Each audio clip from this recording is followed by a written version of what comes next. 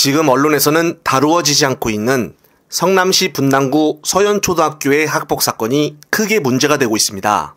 가해자 학생들의 처분 결과와 가해자 학부모의 논란 또한 끊이지 않고 있는데요. 해당 피해자는 현재 손을 가만두지 못하고 제 손등을 꼬집고 긁적이는 트라우마를 계속적으로 보이고 있고, 심지어 피해자는 6학년으로 벌써부터 정신과 약을 먹고 있다고 합니다. 가해자들은 피해자를 따로 불러 군것질거리 계산을 떠밀어 결국 수십만 원이 넘게 결제를 하게 했고, 게임 법칙이라며 억지로 춤을 추게 했으며, 심지어 이 장면을 동영상 촬영까지 하며 공유를 했다고 하는데요. 갈수록 더 심해진 학폭은 바나나킥 과자에 모래를 섞어 계속적으로 먹이게 하고, 식인종 놀이라며 흉기를 들이대며 위협하기도 했다고 합니다. 더 놀라운 가해 상황들이 많은데 저 역시 차마글로 표현하지 못할 정도입니다. 해당 피해자 학생은 할아버지와 단둘이 사는 조손가정 여학생으로 현재 정신적 트라우마로 일상생활을 못할 정도라고 하는데요. 결국 학교에서는 학폭위를 열어 조치를 취하긴 했는데 결과가 충격적입니다. 4명의 학생 중 2명은 서면 사과와 학급 교체 처분을 하고, 나머지 2명은 서면 사과와 봉사 시간 4시간으로 조치했다는 것인데요. 그런데 알고 보니 가해자 학생 중 1명이 현 성남시의원이고 전 서현초 학부모 회장을 맡았던 것으로 알려져 충격을 주고 있습니다. 국힘당 이영경 시의원은 사건이 발생하고 언론에 공개가 되자 그쯤에서야 사과문을 내세웠는데, 이 사과문 또한 지금 논란이 되는 것이 피해자 측 동의 없이 내보냈다는 것인데요. 피해 학생 할아버지는 시의원이 공개한 사과문처럼 그렇게 말한 적이 없다라고 말하며, 모르는 번호가 뜨길래 받아서 통화를 했는데 통화를 했다고 하더라도 동의 없이 통화 내용을 멋대로 사과문에 써서 언론에 공개한 것에 분노하며 욕이라도 해주고 싶다고 토로했다고 합니다.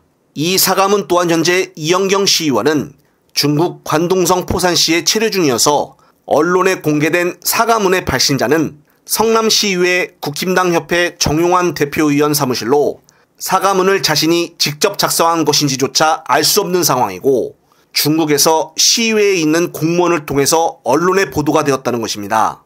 그리고 사과문 역시 마치 피해자에게 용서를 받은 것처럼 가공해서 보냈다는 것인데요.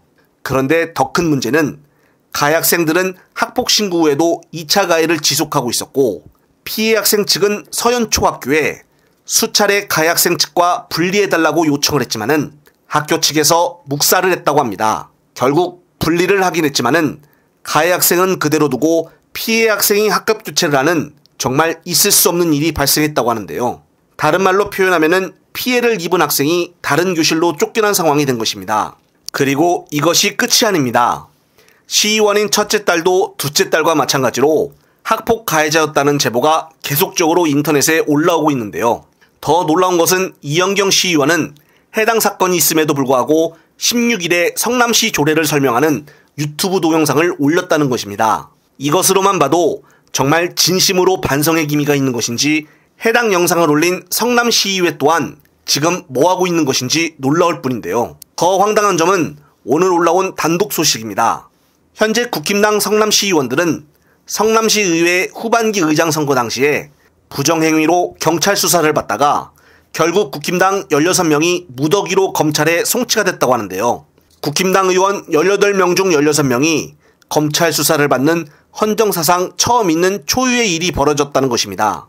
경찰은 지난 6월 26일 시의회 본회의장에서 열린 후반기 의장을 선출할 당시 국힘당 의원들이 조직적으로 부정한 방법을 사용해 이덕수 의장을 선출한 혐의가 있다고 보고 있고, 이들 의원들은 선거 당시 기표지를 휴대폰으로 촬영을 하여 인증샷을 메시지에 올린 혐의 또한 받고 있다고 합니다. 또한 국힘당 성남시의원들의 논란은 이뿐만이 아닌데요.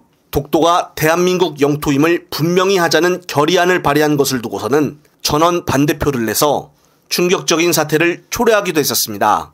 정말 이 정도면 지역마다 시의원들이 왜 존재해야 하는 것인지 의문이 듭니다. 일단 서현초등학교에서는 또 다른 3차 피해가 있을 수가 있으므로 다시 학폭위를 열어 가해자들에 대한 처분을 재집행해야 할 것입니다. 현재 언론은 계속적으로 침묵하고 있으며 정말 이번 학폭에 대해 제대로 정밀 조사하고 국정감사가 끝나지 않은 만큼 교육위에서도 해당 사건에 대해 반드시 감사를 해야 한다고 봅니다. 저 역시도 최선을 다해 관련된 또 다른 소식이 있으면은 여러분들께 바로 보고해드리겠습니다. 끝으로 또 새로운 소식이 있으면은 말씀드릴 것을 약속을 드리며 이번 영상은 여기서 마무리하겠습니다. 시청자 여러분, 시청해주셔서 감사합니다.